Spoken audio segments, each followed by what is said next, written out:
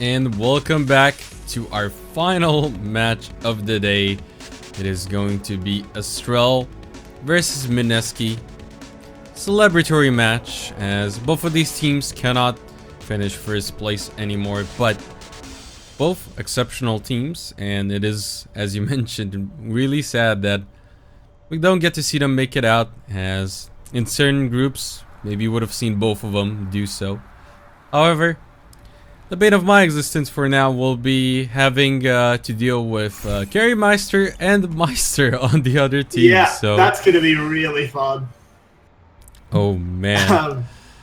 But on the other hand, I do love the joke they made, as in on one side they have Carry Meister, on the other side they have the Carried Meister.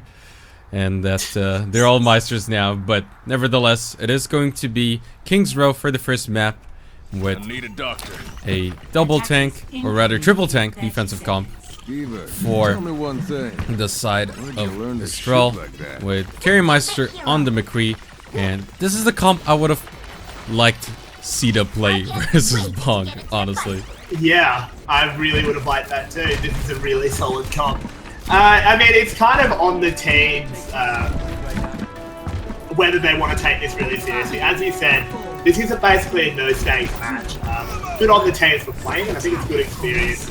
And we'll try and make it as fun a cast as we can. We do see Khaled, he's gone on that Sombra. Not actually a terrible pick by any means. It's not a troll pick, but certainly a little bit unorthodox for him.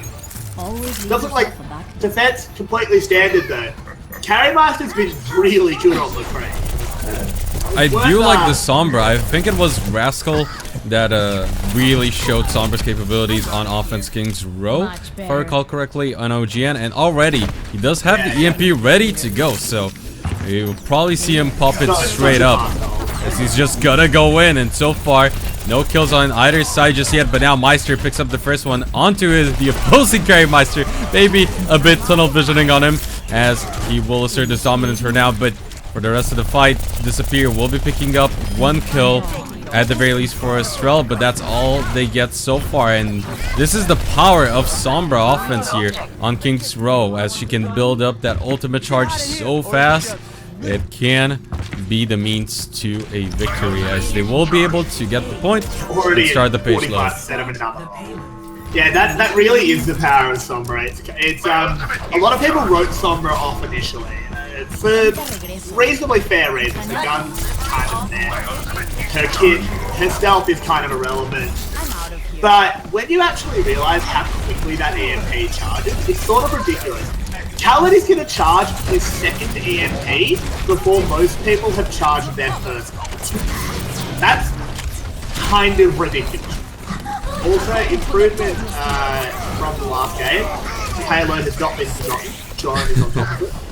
But Meister did go in for the Graviton. Not entirely sure if it was the optimal choice, as it's not really gaining too much out of it. But the Earth Shatter was used there in the end by Serpent to try and make something happen. But on the other side, Calblock still on that Sombra, alive and ready to go with another EMP. Outside of that Graviton, nothing else was used for Mineski, and as a result, they are good to go with the payload approaching that checkpoint. Only one on it for now, for the most part. However, with the remainder of the team slowly regrouping towards said payload, it will have the EMP ready to go. Casting, it will cancel out the Deadeye, and as a result, not only do they get the checkpoint, but the kills come through. Meister already charged up and ready to go with another Graviton, as Mineski just steamrolled their way through the opposition for now. Yeah, I mean, Khaled showing the power of Sombra. Next UK election, immigration's going to be a big issue, and I mean, Sombra is sneaking into the UK here and doing horrible damage. So, I mean, that was a terrible joke, but self-destruct will be used, and so far get 2 out of it, and as a result, Estrell should be able to stabilize. Even Meister there will be left by his lonesome self, finally going down, as he does decide to reset and regroup with his team. And Another interesting swap will be the choice for Mineski home on the McCree and Reaper for Khaled for now. Interesting to say the least. I mean, Disappear might struggle with dealing with a Reaper, but I mean, Roadhog vs Reaper is a little bit of a coin flip. If you hit the hook, the Reaper loses. I think that might be a pick from fun more than. Sound barrier was used though, and now with the nano boost, Serpents will be knocked away all the way back into the corner, and with the Earth Shatter available, he's gonna pick up 2, and with that, making it a fourth kill towards his team. And Estrell once again stabilized. 3 minutes 47 seconds remaining though. Beyblade will be good to go for Mineski into that next team fight. Superlocks will have the Earth Shatter too. And interestingly enough, Joran making the swap over to Zenyatta after popping the sound barrier. I quite like it. It just means that when Khaled goes in, you can have the orb on him. Obviously, it'll stay on him when he goes into that Wraith form. It just helps him move through the team and stay healthy. Oh, but sneaky Carry Meister all the way from the back is going to go for the Rocket Barrage. However, nice reaction time coming out of Zarel to make sure he gets to stop him there in the end. And now Deadeye plus Khaled, that's going to get booped out of existence. Krepral with the shutdown there is going to be the hero from that end. But on the other side, home still having that Deadeye is going to be big. Self-destruct is going to be used, but the rest of Estrell not able to go back towards the payload in time. Means that Mineski get it in the end. Yeah, they do get it over the line there. Really strong attack from Mineski. I love the Sombra. Like, as much as I think it was a well as an exhibition as well, it actually was incredibly strong there. Really shows the power of Sombra as kind of a niche pick. Wouldn't say you pick Sombra in every comp by any means, but bringing it out every now and then with a purpose. I mean, we saw there. Having the ult ready in the first 45 seconds of the match is ridiculous. Especially considering the lineup of Estrell. Sure, the shields would be there, the Matrix can keep them safe, but when they were huddled like they were in pretty much a ball, death ball, to a certain degree, if you will, all the way to the back, it made it all too easy for the rest of Mineski to follow up on that EMP to make sure most of Estrell falls short to it. But sides will get swapped. Very standard play coming out of Mineski when it comes to their choices. And on the other side, I'd like to see the Hanzo coming out of Carry Meister. I mean, Combos there with shot. Disappear. Not sure if it's going to be the choice, but it would be a treat to watch. And Carry Meister has been one to show off, so Carry like Meister played May attack on King's Row. How much worse is Hanzo? Really?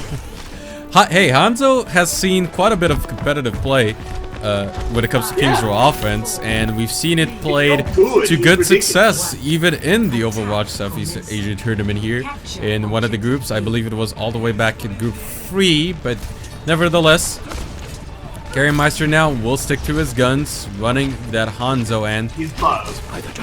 oh, apologies, his bow. That is indeed the case, as the rest of the team is going to charge in, and so far catching Calibol a bit off guard. The Bionade was there, but the follow-up wasn't, and as a result, Meister still finds the first kill of that particular engage. Now Kripau was the first one to go down, and Superlocks with the rest of the kills coming through for Mineski.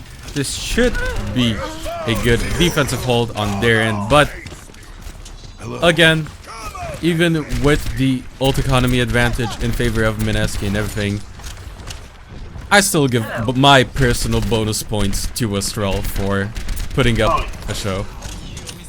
I completely agree. The Grunchon third isn't too far off. Carry Meister's just got to land a few shots and then they've got the guaranteed team wipe. That's how that works, obviously. Oh yeah.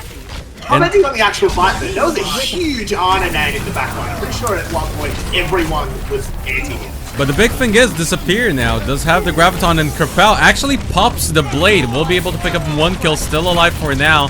But the question is for how long? Not a lot, as Home still finds that one in the end. And nice patience coming out of Disappear to make sure he does not pop the Graviton. And it's not every day you see a Zarya get grabbed before a Hanzo gets the Dragon Strike.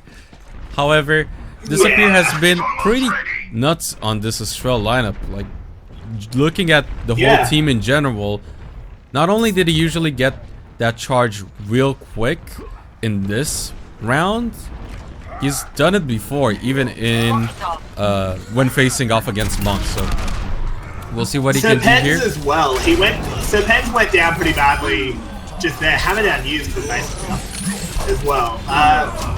Serpens, he didn't play well in that one little passage and play there, but he's actually been an incredible Reinhardt in the matches that we've seen.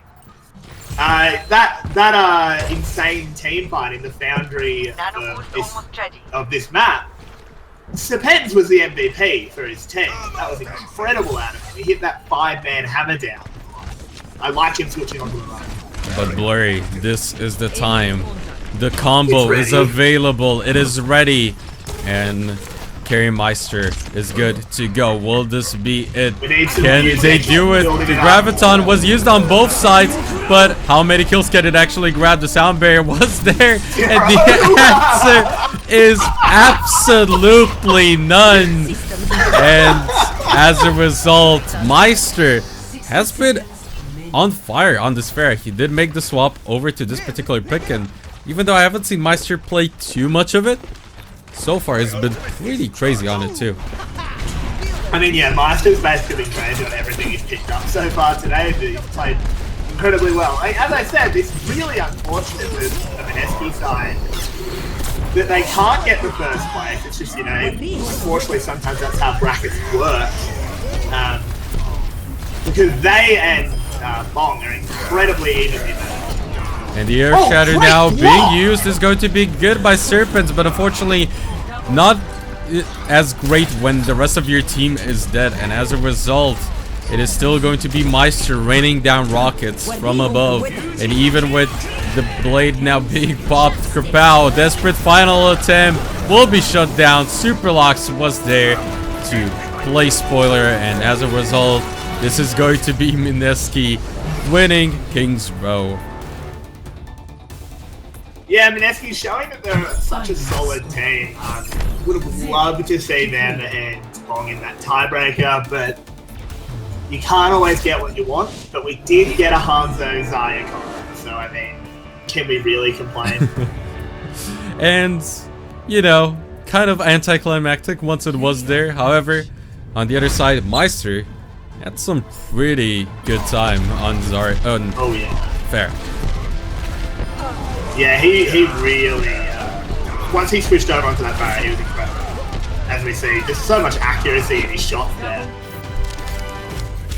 And it was good. What I would like to praise Mineski for putting up a show by picking Sombra, I still think she is actually a valid pick. And even though they probably are coming out like, hey, look at us with our wacky composition and putting up a show, this is good practice for them. I think that is very smart of them to actually pull it off here and try it out. Because, again, just, he played it really well. Especially on that first 8 point. Just really, really good. And got to show us just in general why Sombra should be considered. And why she totally has the potential to be picked more often in the future. But as of now, hasn't been too popular. We'll see what comes of it in the upcoming matches. Of course, we've seen, as said, some Marissa Torp combinations on certain points in certain tourneys, online tourneys. So who knows? Maybe, just maybe, we'll see some more Sombra as well. But it is going to be Anubis for the next one. So Anubis. Glad to see Anubis over Hanamura. Hanamura has been a little bit one-dimensional today. Been pretty one-sided for the most part, whereas Anubis was pretty exciting. So we'll see what both of these teams can do as we get ready to load in. Now entering the temple of Anubis. Yeah, I mean, I'm keen to see what they run here. Sombra's actually not too bad on this point either. I think you're right, and the King's Rose a little bit better. But there are 2 health packs you can hack on either side of the arch. Get a bit of ult charge rolling. You can go into this, into the little side room, hack the small health pack. Maybe won't see her again. I wouldn't mind it though. Khaled has already picked Roadhog, so he won't be the one to repeat. But I think they're on defense first up. To be Sombra fair, defense, I'm not sure about that one. Sombra defense second point, I'd say could work. Whereas on A point, I would definitely agree. I don't really like Sombra here on A, but B is still an option. Offense, of course, still an option. However, so far, looking at both of the comps, it's looking like it's going to be pretty standard on both ends. Yeah, the Farm Earthy coming out of Estrell, I like. Carrymeister has been a very strong player for them. So putting him, I would hope Kid Cat pockets him quite hard. Try not to get yourselves killed up. I think it would be a bit of a waste if he didn't, but we'll see. Serpens has moved away from that Reinhardt that he has been so good on. Reinhardt's not the greatest for attacking this point. I like the Winston pick. Disappear, again, moving away from the Zaya that he's been so good on, but he's been good on D.Va from when we said MLG's basically played Lucio all day. As is very typical of Lucio players, they're basically just playing Lucio. Overall, 2 good team comps. It's just going to be a matter of execution now. And so far, still, Carrymeister hitting quite a few shots. We'll be able to pick up that first blood onto home, setting the sights onto Joho now. Will not be able to get anything done there as Kelvlog will answer with a double kill of his own, actually picking up both supports. And with that, it could just be enough for Mineski to hold here, as Carrymeister still is left alive for now, but as he will be contested, Meister will be the one to take him down. And Kelvlog, or rather Khaled Bolg on this Roadhog, absolutely insane right now. I do wonder what Khaled Bolg means. I don't know if it's just I don't know if it's actually a word. It might be. Regardless, very strong hold there out of Mineski. And You're even just now, going to have to keep doing it, because ult economy's favouring the attackers for the moment. we might see Krapal pop that blade. It is ready to go, however, with the kill going in favor of Blue, it should mean that Krapal is going to wait at the release for now until the rest of his team regroups towards the point. Interestingly enough, Home did make the swap over to Tracer from Soldier, as Superflox did pick up a kill onto KitKat. Now looks for the second one on the Genji, and as kills are all in favor of Mineski, this should be an easy hold, even with one member still contesting on the point. He'll go down. Krapal now forced to regroup, and a lot of ultimates on both ends. However, defensive side now with an advantage. Yeah, we're pretty close to seeing 10 ults available. Kid Cat also very close to his. The next fight is going to be incredibly explosive and may well decide the point. In fact, almost certainly will, because all of these ults are going to be killed. And now with the blade Again, being popped, execution. instant That was a sleep. swept blade. Oh man, instantly hit with the sleep dart means that he will go down, and as a result, Mineski again hold valiantly as they pop 3 ultimates of their own in return. However, over on the side of Estrell, they'll still have quite a few to work with in the next one, as Blade was the only one used, I believe, so should be still good enough to potentially get the point here. I mean, I said that it was going to be an explosive fight to find save the point. Thankfully, after the sleep, they actually pulled the plug on the fight. Self-destruct. Still up for the attack. Self-destruct picks up a kill on both sides, but both supports for Mineski are down, and as a result, unless the lineup of Mineski come up with some hero play from their tanks, I don't see how they can actually hold this first point. Carrymeister now finally gets the kill onto the Tracer. Res was used on top as well for the lineup of Estrell, and with that in mind, this should be point going over in favor of Estrell. But with that being said, Joran managed to run all the way back towards the point. It's Starwell 2. And now with the sleep guard They're not making hitting, this easy. Kapow still popping the blade, sets a silence onto Deanna. Finally gets her there in the end. Self-destruct was used though again. And as a result, Home still managing to get back towards the point, and somehow in all of this mess, Home picks up a double, and Mineski actually managed to potentially get a full hold here. Yeah, this looks like it will be the full hold. We're being told that in fact Whom is actually Who Me. We have been terrible with pronunciation. Oh. Don't worry. Oh man. I am the worst. I'm sorry. Don't worry, it is a team effort in being the worst. But it will look like it's the full hold. Disappears, not going to get to the point in time. 23.5% in it to keep it going. And oh man, my Transylvanian roots kicking in with all of these pronunciations, and I guess this is the bane of someone that lived in one country for the most part, different language, then moved on to Germany and now tries to speak and cast in English. Might be a bit of a problem when it comes to some of the accent and pronunciation. At least you have an excuse. But still, not enough of an excuse. I'm just, you know, copping out here. But nevertheless, Mineski managed to somehow pull out a full hold in the end. That was some excellent play by not only Meister on that diva alongside Who Me. So again, apologies on that behalf, on my behalf, for that one, for making it through there in the end, because both supports went down in that team fight. Yeah. But they managed to stay alive and on the point in order to make sure they contest. And Estrell, as a result, managed to get only 23.5%. Yeah, that's really not much. It's going to come down to one team fight.